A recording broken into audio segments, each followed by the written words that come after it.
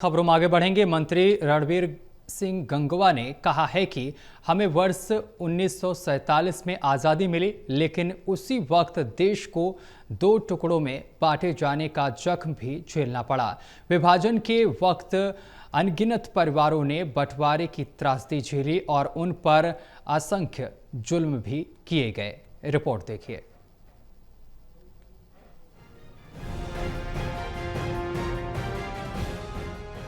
मंत्री रणवीर सिंह गंगवा ने कहा कि हमें वर्ष 1947 में आजादी मिली, लेकिन उसी वक्त देश को दो टुकड़ों में बांटे जाने का जख्म भी झेलना पड़ा।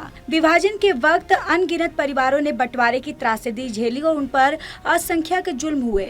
नफरत और हिंसा की वजह से हमारे लाखों बहनों और भाइयों को विस्थापित होना पड़ा। उन्होंने अपनी जान गंवा दी, लेकिन अपना धर्म नहीं बदला। विभाजन विभीषिका स्मृति दिवस विस्थापना का दर्द झेलने वाले लोगों को सच्ची श्रद्धांजलि है। उन लोगों के संघर्ष और बलिदान को याद करने का दिन है।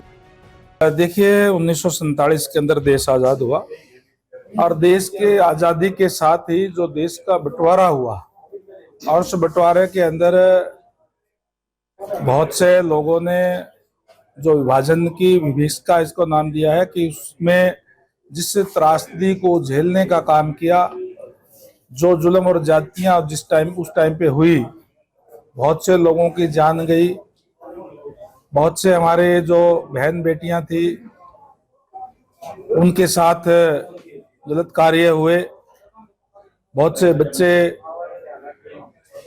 उस त्रासदी के अंदर मारे गए। गंगवा कैथल के गीता मंदिर में आयोजित विभाजन विभीषिका स्मृति पर आयोजित कार्यक्रम को संबोधित कर रहे थे।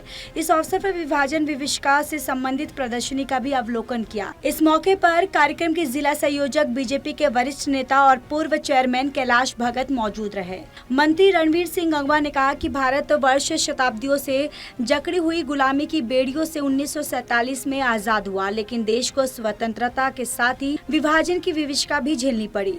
उस समय के कुछ अग्रणी नेताओं ने सत्ता के लालच में देश के बंटवारे स्वीकार किया, जिसको लाखों लोगों ने झेला। इस कार्यक्रम के आयोजन का मुख्य उद्देश्य आने वाली पीढ़ियों को इस बारे में बताना है कि उस समय में बुजुर्गों ने कितनी यातनाएं झेली। विस्थापित होने के बाद भी उन्होंने किसी के सामने हाथ नहीं फैलाया और अपनी मेहनत के बल पर आगे बढ़े और राष्ट्र को हमेशा आगे रखा। आगामी 14 अगस्त को फरीदाबाद में राज्य स्तरीय कार्यक्रम आयोजित किया जाएगा। इसमें हरियाणा के मुख्यमंत्री नायब सिंह सैनी, पूर्व मुख्यमंत्री, केंद्रीय ऊर्जा मंत्री और मनोहर लाल सहित अनेकों गणमान्य लोग विभाजन का दर्द झेलने वाले लोगों को श्रद्धा सुमन अर्पित करेंगे।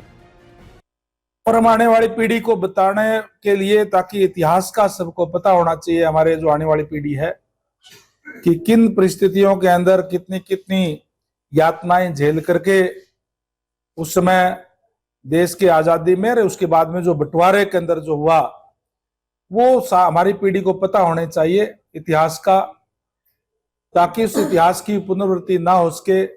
इस आजादी को, इस देश को, इस राष्ट्र को हमारी जो आने वाली पीढ़ी है वो सहज करके, संजो करके रखे, ताकि उनको पता चले कि ये कोई आसानी से नहीं मिली है। इसलिए आज हम उन सभी को नमन करते हैं, उनको श्रद्धांजलि भी देते हैं और हम उन शहीदों को भी याद कर रहे हैं जिनकी वजह से आज हम खुली हवा के अंदर सांस ले रहे हैं।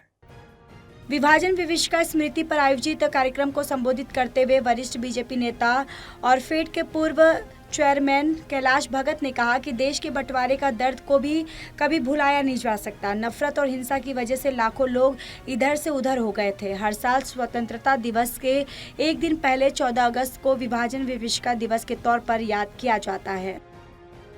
किसी भी सरकार ने इसको मनाने का काम नहीं किया। भारतीय जनता पार्टी की सरकार बनने के बाद कुछ साल पहले